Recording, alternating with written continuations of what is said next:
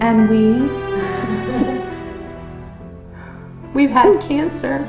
We're really good friends. Beyond. We love your city. What might be important for your viewers to know is that patients who are diagnosed have no support. Breast cancer does not want us.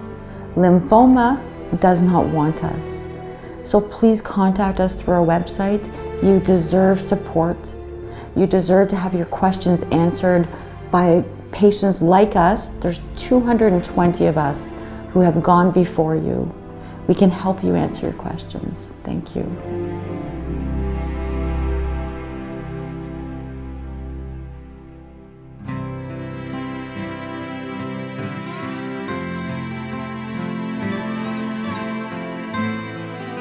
Our BIA ALCL advocates, unfortunately, have more knowledge about the lymphoma disease than the patient.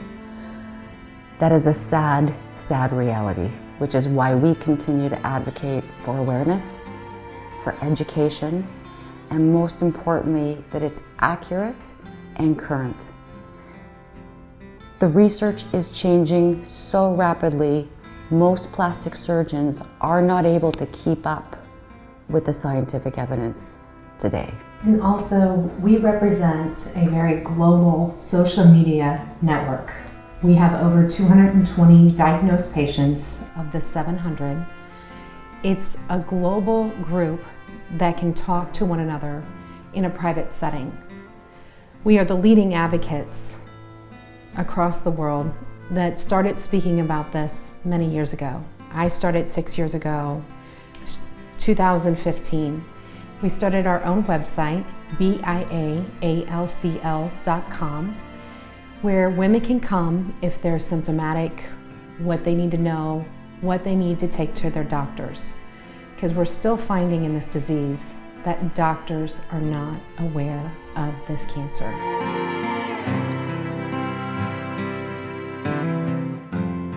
So I'm still in treatment because I go back once a year for follow-up. I'm looked at as cured, if we can use that term in cancer. I also had breast cancer, so I still go up for my follow-up treatments for that. My life is different now, after 2 cancers. I was treated with surgery, 3 types of different chemotherapy. I then went on to have a stem cell transplant, and I just celebrated 3 years from my stem cell transplant, and I now go every 6 months for the next 5 years perhaps, looking for reoccurrence.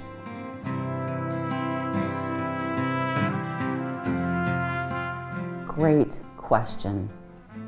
Unfortunately, the only symptom most media has time to tell us about is the seroma, a very large swelling of a breast. There are many other symptoms that women do not know about. And the symptom list includes itching, intense deep itching, rashes, any shape or feel change to your breast should be investigated. We have women who have lumps and masses if they can feel it on the outside. If you have a change in your breast, you need to go back to your plastic surgeon. Also, swollen lymph nodes. We have some ladies that swollen lymph nodes are appearing, but again, any change in your breast, if you have an implant, or any rash, redness, rashes not necessarily in the breast, eczema. Lymphoma is a very, very difficult cancer to diagnose. Unfortunately, we are trying to simplify a disease that is becoming more and more complicated as the research progresses. And some physicians are not staying up with it, so some of this is being dismissed, maybe as other disorders. But if you don't feel comfortable with your plastic surgeon, go ask questions, make sure you're being monitored, and bring up BIA ALCL, because sometimes they might not have heard it yet.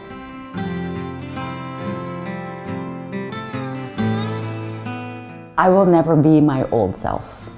And I accept today that I have long-term effects from chemotherapy and stem cell, but my gratitude that I'm alive.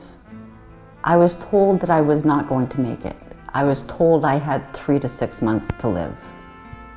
So it's very hard for me to complain about neuropathy and balance and eyesight because I wake up every morning and my children still have a mother and my husband still has a wife and my mother still has a daughter.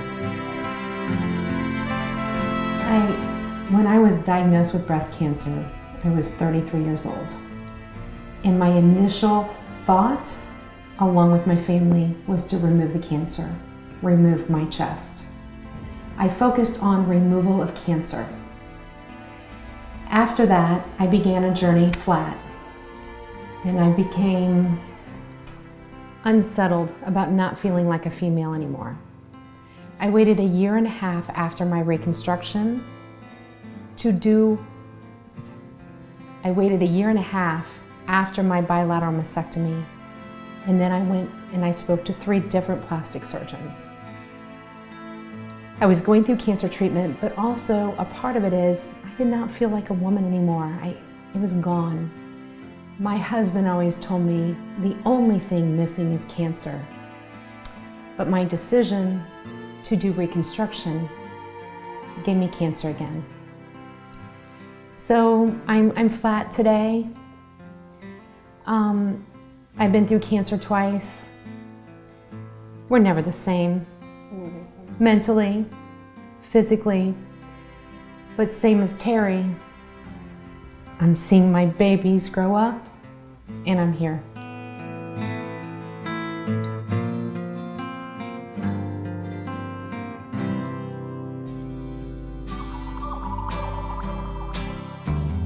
I was not fully informed. Today is totally different. So I ask any manufacturer that is selling textured implants and they have a case of BIA-ALCL, they need to remove themselves from the market. Patient safety over profits. I had Allergan globally recalled, but there are other manufacturers that have textured implants that have not been recalled, and women are getting BIA-ALCL. Taking a very strong stance on this. Textured implants should be treated as guilty until proven innocent. I think it's important to know that our patients around the world are coming to our BIA-ALCL.com site. We are seeing increased prevalence with many other manufacturers. And those manufacturers are not being highlighted because of the number of diagnoses. But I asked those brands of implants, how many women must be diagnosed with lymphoma and how many women need to die before you choose to put patient safety first and withdraw them from the market? Please.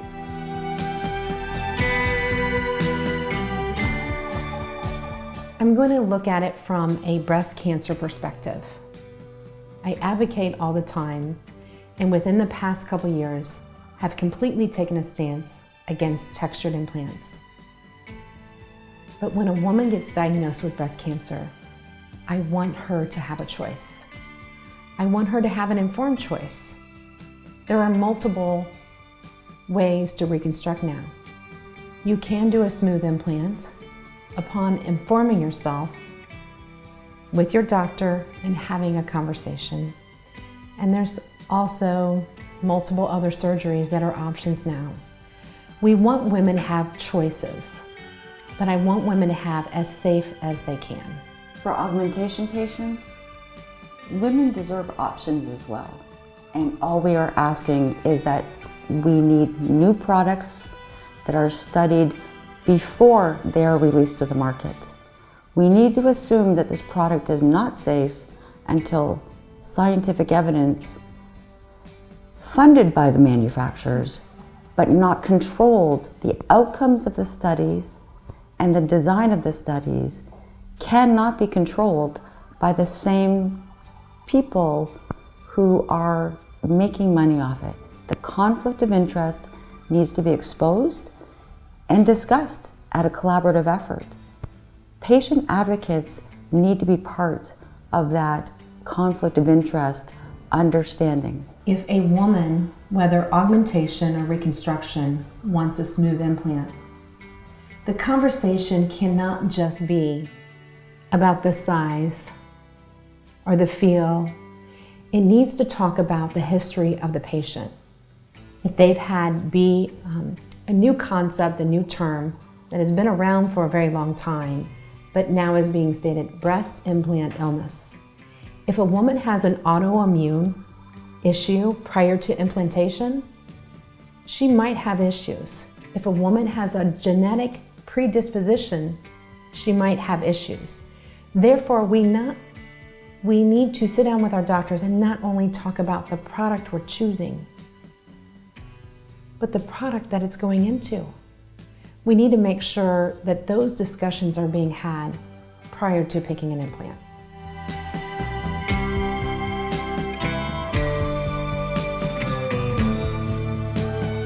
The market share is completely reversed in Europe than it is in North America. Our European women have a greater exposure to the risk, and yet the awareness in Europe does not seem to be at the heightened level that we would like our European sisters to know about. We just sat at the first ever global conference for BIA ALCL, where many, many countries came together internationally to speak about it. My takeaway a little bit is we can cure this cancer by no more textured implants. But that's moving forward. Any woman that has had a textured implant is exposed to this cancer. And I think it's something that we need to remember moving forward. No BIA ALCL because of no textured implants. But what are we going to do with the amount of women that have them? And in Europe, that number is much higher than where we live.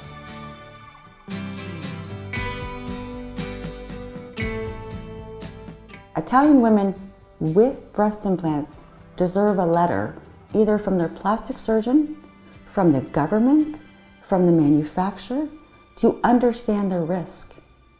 This is the humanity of putting a product in our bodies that nobody knew at the time, so they say, that was going to cause lymphoma. We did not see lymphoma coming.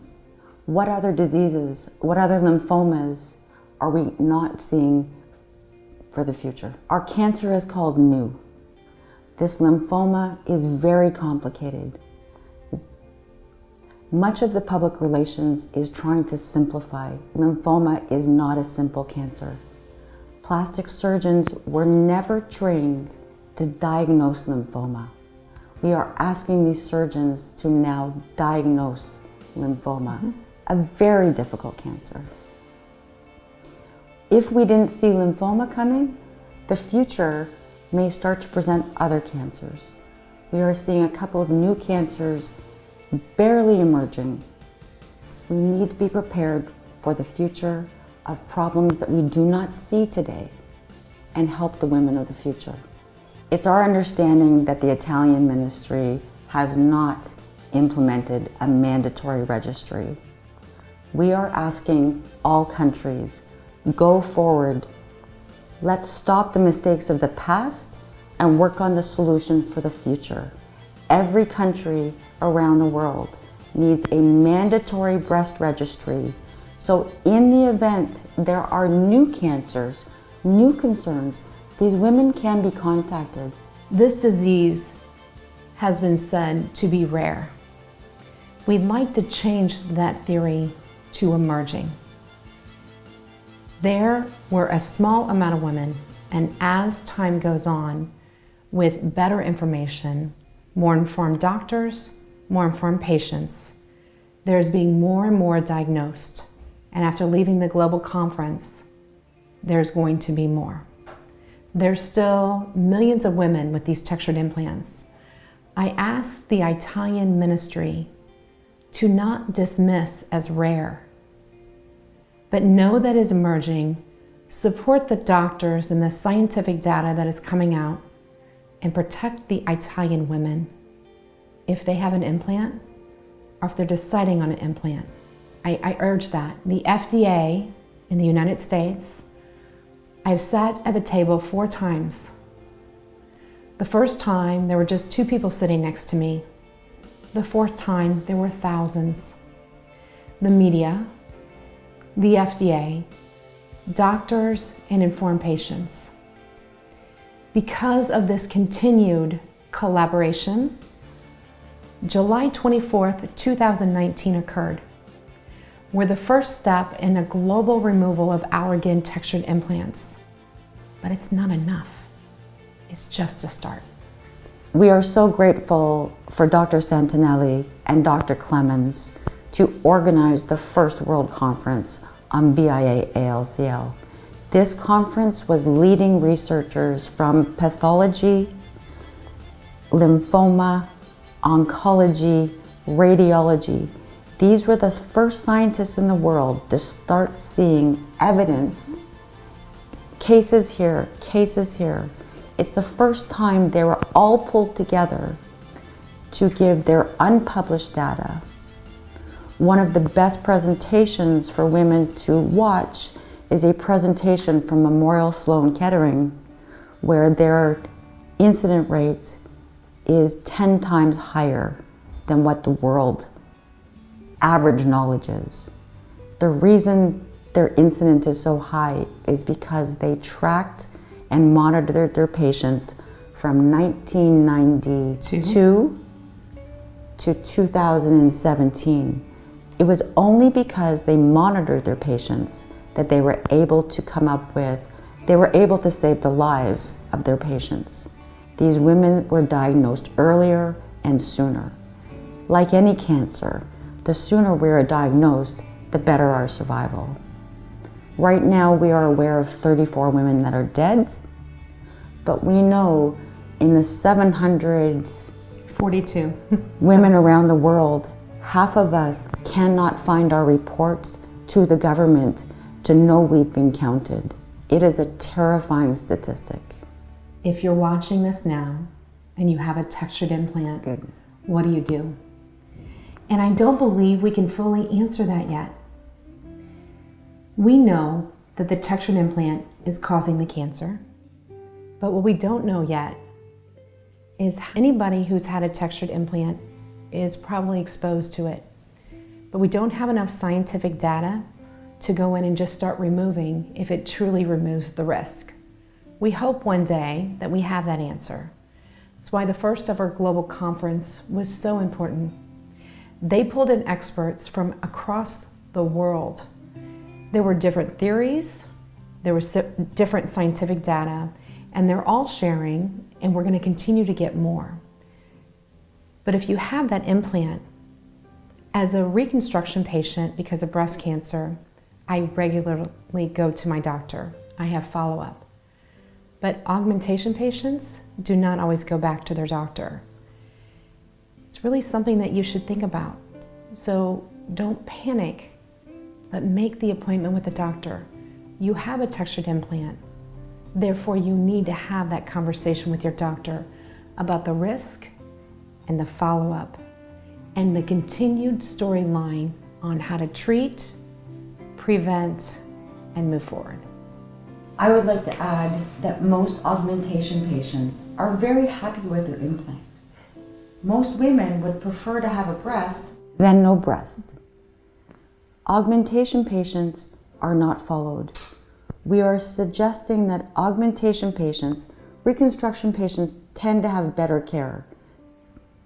Augmentation patients, have the conversation with your plastic surgeon.